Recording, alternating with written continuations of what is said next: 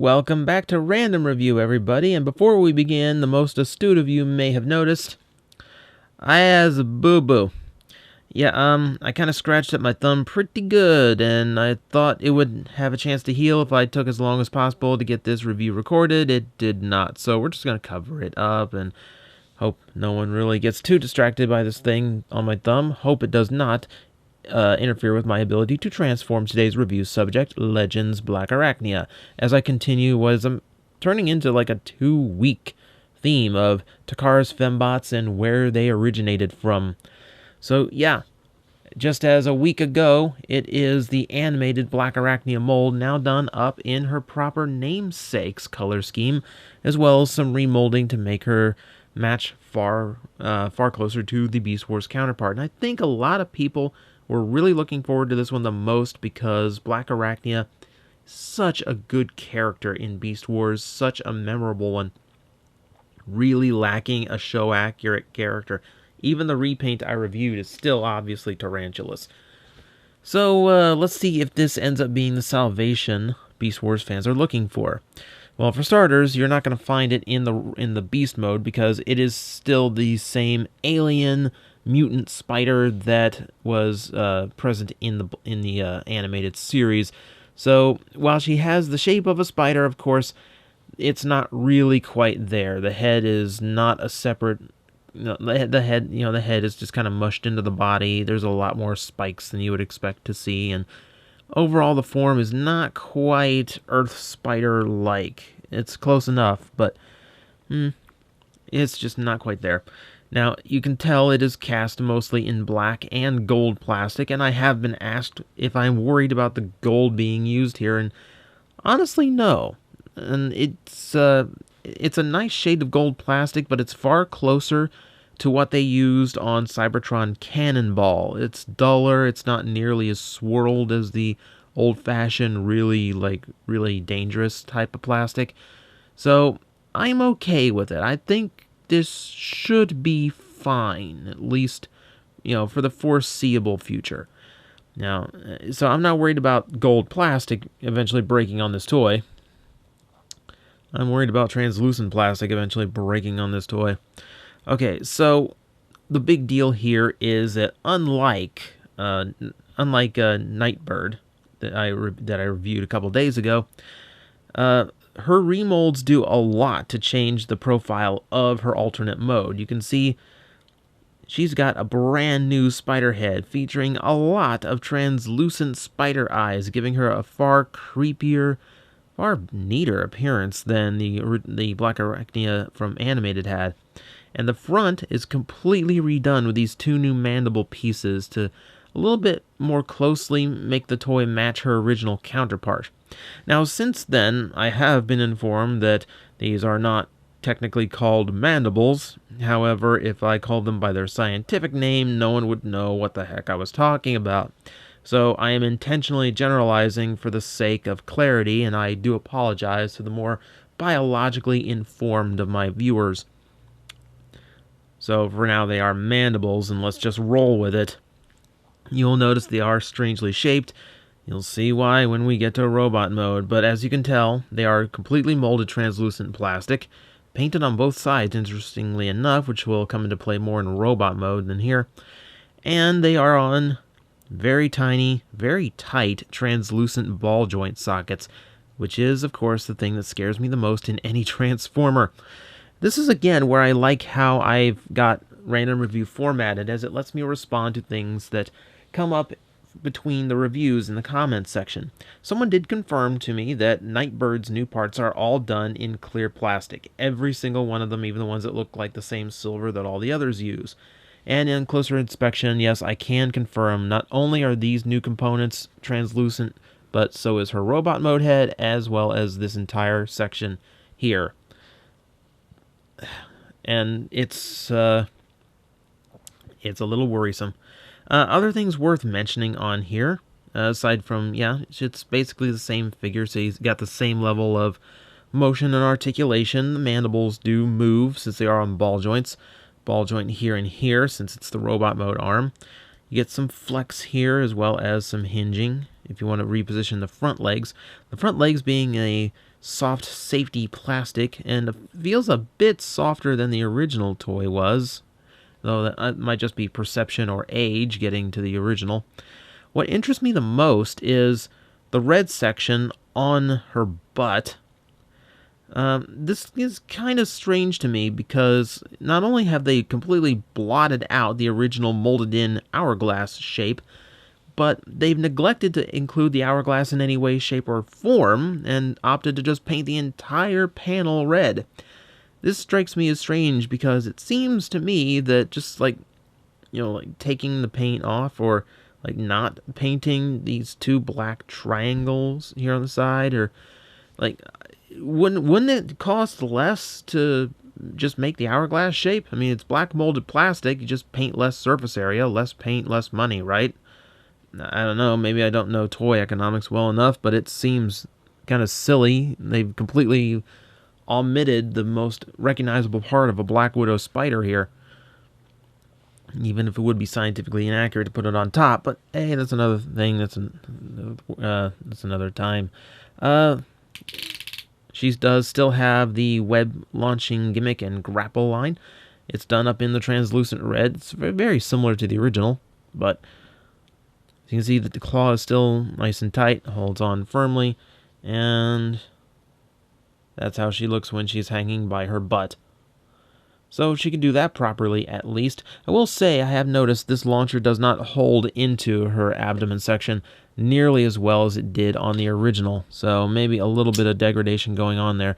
Though a lot of joints on this toy are actually far tighter than they normally were. So I'm putting that aside for now. We'll go ahead and get this into robot mode so you get a better look at all of the changes that have been made. We'll just go ahead and start by straightening out the legs, and this is where some things start getting a little bit strange in the neighborhood. Who you gonna call?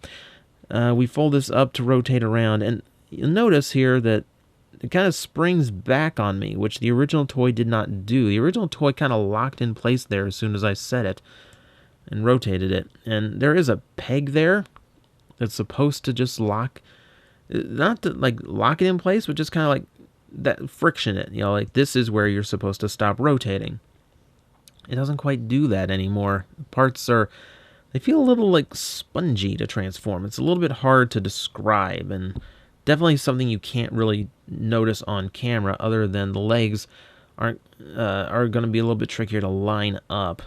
So that out of the way, let's go ahead and get the rest of the typical transformation out of the way. We can see. Hang on. I'm trying to remember the pattern here. Let's go ahead and get the head out. She kind of almost unsprings to life and unfurls there. Bring up the arms so I can get these behind her shoulders. These we'll play with a little bit later, but for now we'll leave them the way they are on the original animated BlackArachnia. Rotating the shoulders down. The shoulders are very tight on this toy. Rotating the spider legs back. Pushing the chest up. Now we can bring these new translucent pieces up, forming a completely new robot mode chest for her. Bring the midsection down. Fold up the beast mode butt to form her butt. I think I'm going to call that pretty much done. I'm going to need some serious readjusting here once we get her standing upright, but in a nutshell, that is animated BlackArachnia redone into Beast Wars BlackArachnia for the Legends line. Looking quite good. Like, the mold still looks really, really good. Now, the new parts do stand out quite a bit, though how they stand out is completely up to you. I am about to voice my opinion, so you know exactly how I feel. We'll take a close look at that brand new head, and remember it is cast completely in that translucent yellow plastic, which makes me wonder why they bothered, because it's completely painted all the way around. There's really absolutely no reason it had to be in yellow, or at least in translucent. But as you can see, they did a brilliant job on here. You can see her face with the sunken in mouth. The black eyes are done correctly. A little bit of an hourglass there on top as a head crest. Molded far closer to the original show model than any other before. You also see right there on her neck the Predacon logo. She hasn't quite found her maximal side yet, because there's no Silverbolt in the Legends line yet. Now, one thing that does get on my nerves is because of her head shape and because the helmet does not slope down nearly as far, the head ends up looking like it's really, really tall. And their neck is just like a little bit too long to really look good on the toy. I really wish it could sink down a little bit. Especially because for some reason, like the way this toy is done, that gap in the chest is far more noticeable. You can see my finger. That's get a little bit distracting. So proportionally, something does feel a little bit off about this. And as long as we're just like staring straight at them, let's talk of the two elephants in the room here. So her new chest, now creepy enough, now I now own a female transformer with transforming boobs. But beyond that, the translucent plastic is like, this is the only place it's visible, and it throws off the look of in my opinion, it throws the look off of the toy when it should have just been the matching gold and it would have looked fine. It also hinders a lot of the paint apps they were going for. You can see the black spider legs molded on the, or painted in and molded on the outside. But underneath, you can see purple as well. That's painted on the opposite side, and it creates a layered effect. But the translucent plastic does tend to bleed it all together, and it does not look the way I think they intended it to look. Not to mention that these might fall off one day. I don't know. I really don't see why this couldn't have been done in the gold plastic. I mean, look at the head again. Like, if it was done in gold, you would have only had to paint the black. It would have been fine. Like, again, this feels like this toy would have been cheaper to produce and look far better if it had just been done, if all the new parts have been done in the gold. I don't understand the logic of, going to all translucents. It doesn't make sense to me. So beyond that, it's pretty much still the exact same toy as I reviewed 1 week ago.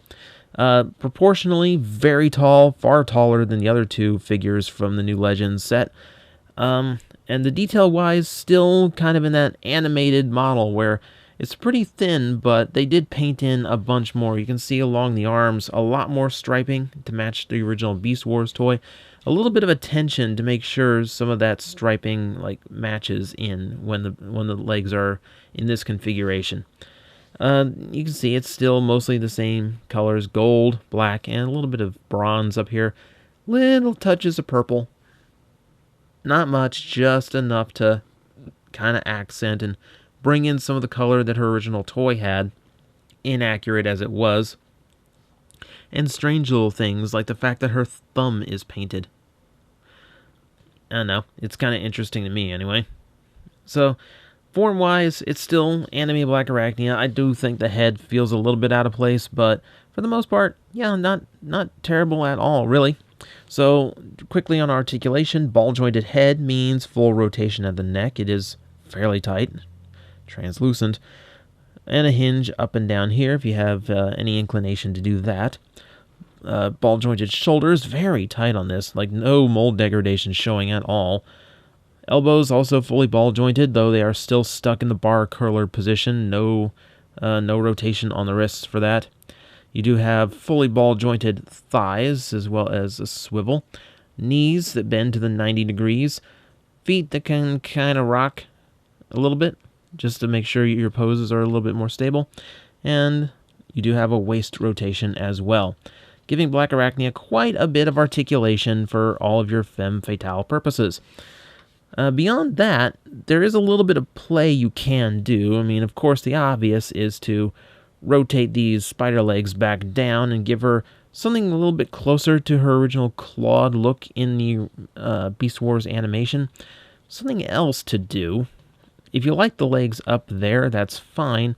I will also show that it can be rotated and folded all the way to the back if it's a cleaner look you're after, come on, cooperate with me here. There we go. So if you're after a cleaner look and you're just trying to get the figure as like kibble free as possible from the front, you can fold those legs away completely and get a completely like clean BlackArachnia here, though I tend to like filling up the back section here with the legs. And beyond that, she still works pretty much the way she used to. We do have this launcher that can still fit onto the tab in her forearm. That does still hold a little bit better than the one in her butt. But I was also informed I did miss one part on the original, which is on the back of her head. She also has a peg in for it, just in case you want to hang her the same. Here. You know how I said the joints were feeling more solid than the one was in beast mode? Yeah, I take that back. They're not quite as solid as I would like in this mode either.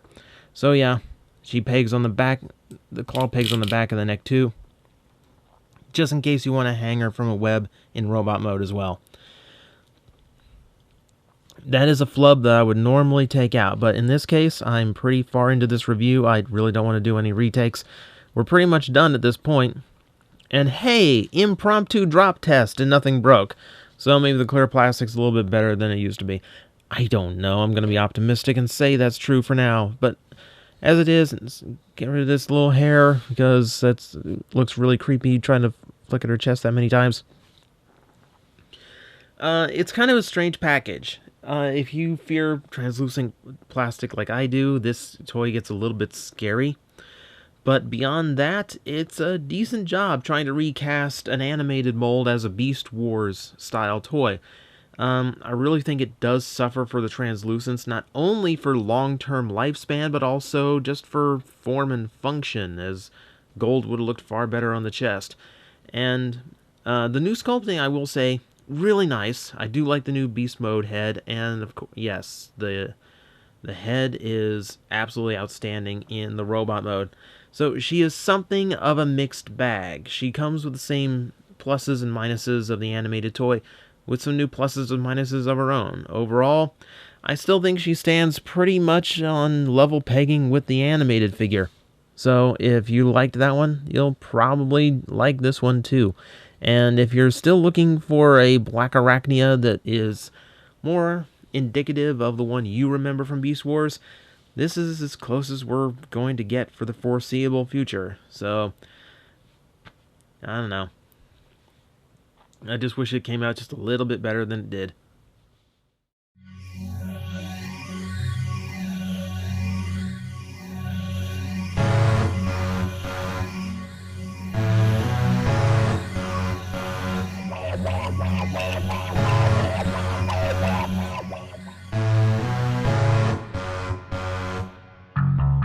Welcome back to Random Review, everybody, and before we begin, the most astute of you might have noticed that BlackArachnia's butt just fell off. Oh, come on.